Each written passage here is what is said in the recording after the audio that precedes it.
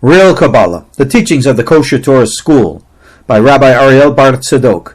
Copyright 2020 by Ariel B. Tzadok. All rights reserved. Read by Rabbi Ariel B. Tzadok. The Real Kabbalah. You've been told so many times, and still you do not listen. Rightly did the ancient prophets speak about you. Eyes that do not see, ears that do not hear, and a stubborn mind that refuses to learn. Why do you think after all this time you still have not yet found what you seek? Perhaps you're looking for the wrong thing. Perhaps you're looking in the wrong direction. You will not find the right thing in the wrong place. You will not find the right thing by looking for it in the wrong way. When will you allow yourself to finally learn and to get it right? Kabbalah is not what you think. Kabbalah transcends thought, so stop thinking about it. Kabbalah is not abstract, mystical, metaphysical, philosophical contemplations meant to awe you. Kabbalah is not a secret doctrine of arcane knowledge hidden and passed down through the ages, revealed only to the select elite, thus granting them power and superiority over other human beings. Kabbalah does not make one better than anyone else. It makes one more grounded and real. The higher one rises in Kabbalah, the deeper one penetrates into one's self. Those who embrace the real Kabbalah serve. They most certainly are not served. How grounded and real are you? How deep have you gone into understanding yourself? How many do you serve? Answer these questions, and we will know just how much Kabbalah you really have. By its very nature, real Kabbalah is part of the law of Torah. By its very nature, real Kabbalah is thus totally biblical, totally Jewish, and by its very nature, real Kabbalah is the most authentic and authoritative portion of biblical teachings. Anything in the name of the Kabbalah that is not part and parcel of authentic biblical Torah Judaism is not Kabbalah at all. So, beware of all the imitations out there claiming to be that which they are not. The word Kabbalah reveals its Hebrew origins. The word Kabbalah is derived from the Hebrew word kibel, which means to receive. Kabbalah is thus what you are supposed to receive. And receive from whom, you may ask? Every real Kabbalist who has ever received knows well the answer to this question. And every not real Kabbalist who has not received, although possibly believing the opposite, has no idea what one is supposed to actually receive and from whom one is supposed to receive it. Kabbalah is not received from a book, nor from those who read books about it or claim to teach it from said books. Kabbalah, that which is received, is that which is received from the original source. The original source is passed down orally, from mouth to mouth, or more literally from soul to soul, similar to a candle that lights 1,000 other candles. From the original source, the original real Kabbalah was telepathically communicated directly to the collective souls that stood at Mount Sinai. The original source lies outside this world and surrounds it. Only the one who can leave this world and return safely will ever truly know and understand what it means to do this. The original source we call Sinai. And so to Sinai we return. Not in bodies of flesh, and not by any physical place. We return to the beginning, the source of the circle, and we walk across it and around it, recognizing the secret of the one who said, enough. Only one who knows this secret guardian messenger receives Torah from Sinai. Moses was the first to receive from Sinai, as it says in Pirkei Avot, chapter 1, Mishnah 1, Moshe kibel Torah mi Sinai. The words say that Moses received from Sinai, not at Sinai. This choice of words is intentional and conceals within it secrets of experiential prophecy. Moses passed this Torah from Sinai on to Joshua. The rest is history. No, history may not be very exciting, but it is very important. Experiential prophecy. Do you understand? Your heart understands. But do you listen to your heart? Real Kabbalah is not all the mystical woo-woo that has become popular in recent decades.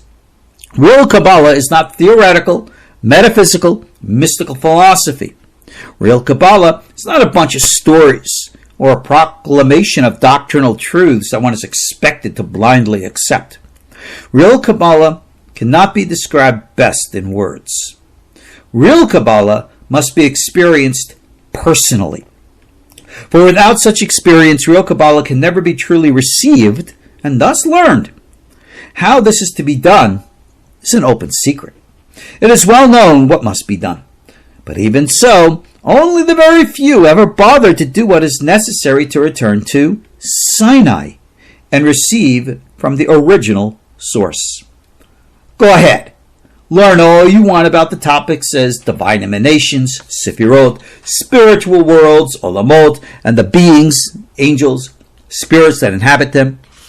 What's the purpose for learning about all these things? What is the benefit from such study?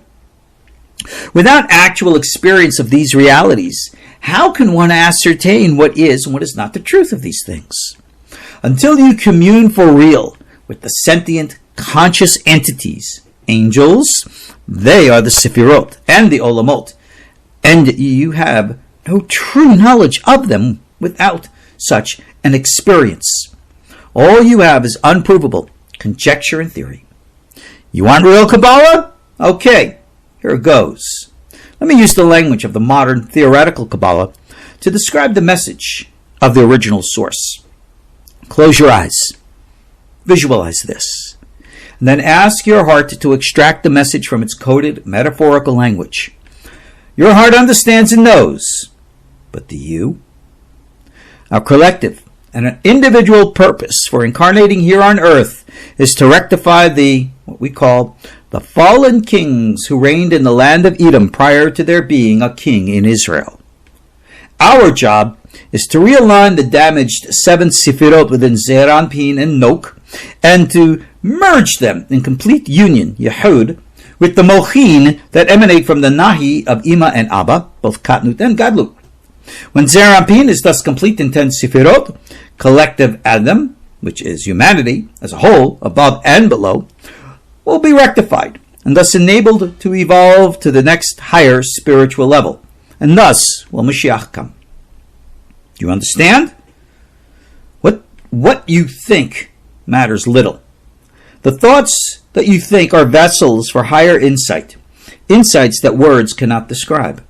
The more you think, the more vessels you will have. But be it one with many vessels or few, empty vessels remain empty, and full vessels remain full. One vessel full is worth far more than many vessels empty. One who grasps the original source and returns to Sinai in just one way alone is superior to all those who continue to seek many different ways but find none. All the language used above, Sefirot, Zeir Anpin, Nok, Yehud, Mochin, Nahi, Ima, Abba, these are terminologies reflecting a real and authentic psychological reality. But the terms themselves are just words. Without understanding their symbolic intent, they remain without their true inner light and end up remaining a mere philosophy, a philosophy not of the original Kabbalah. Words are bodies, and bodies need souls in order to be alive.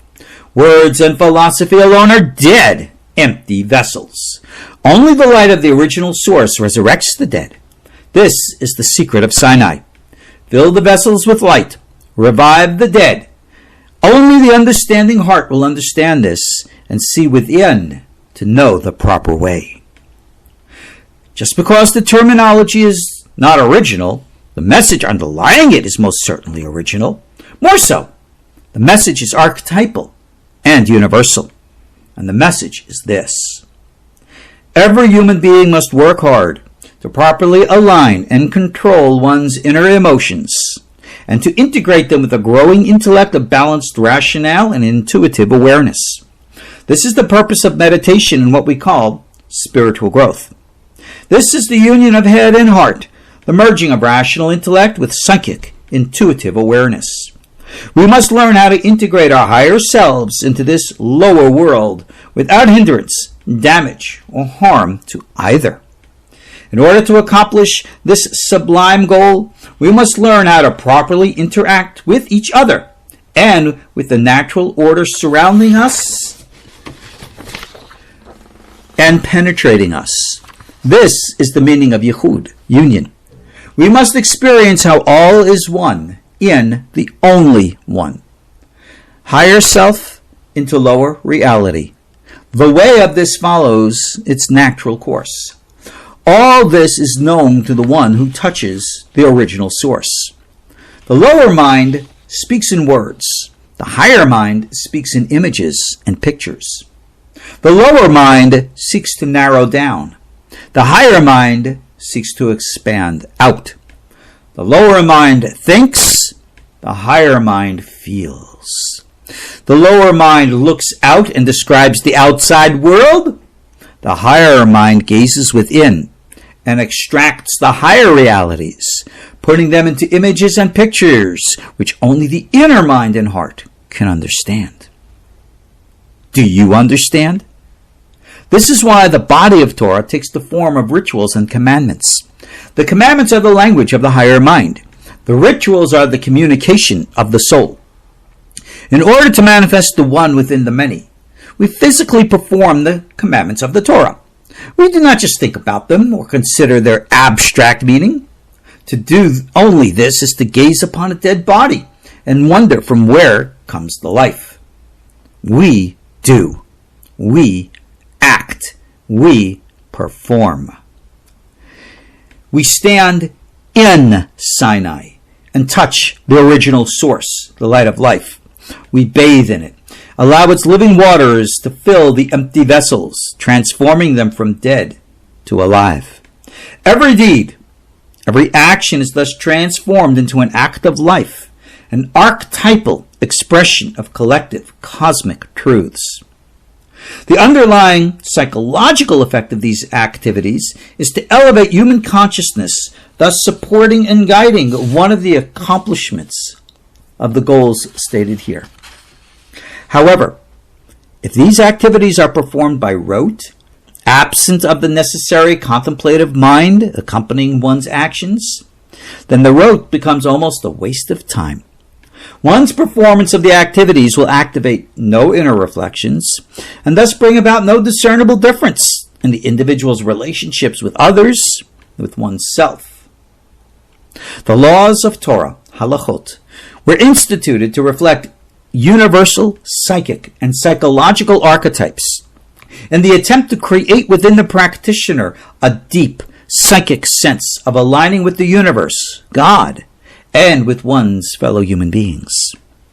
Learn a lesson from the modern Kabbalah and its usage of such abstract symbolisms. The purpose of this type of expression is specifically to appeal to the imaginative faculty within the human mind. Abstract symbolisms, be they Kabbalistic metaphors or Torah commandments, they both serve a singular, psychological purpose. Their purpose is to speak to the psychic side of the psyche that connects one to higher realities, as well as to provide for those higher realities a form of expression through which they can be made manifest here on earth and recognizable to the rational intellect. So there you have it. Now you can know, if you so choose to know, what is the real Kabbalah and what is not. You can turn to your heart and learn, or continue to turn to your head and remain in the dark. The choice is always personal, and an accounting will always be given. In days of old, one would close both one's books and one's eyes. One would silence one's mouth from speech, stop one's mind from racing about. One would gaze within, being led by one's heart back to Sinai, to receive directly, telepathically from the original source. Every day a voice comes forth from Sinai. Hear the voice, know its message. Once you receive its message, you are a receiver. Once you receive its message, you will be an authentic Kabbalist of the real Kabbalah. This alone is kosher Torah, and the path is open and welcoming to you, if you are willing to embrace it and keep its law. Shalom.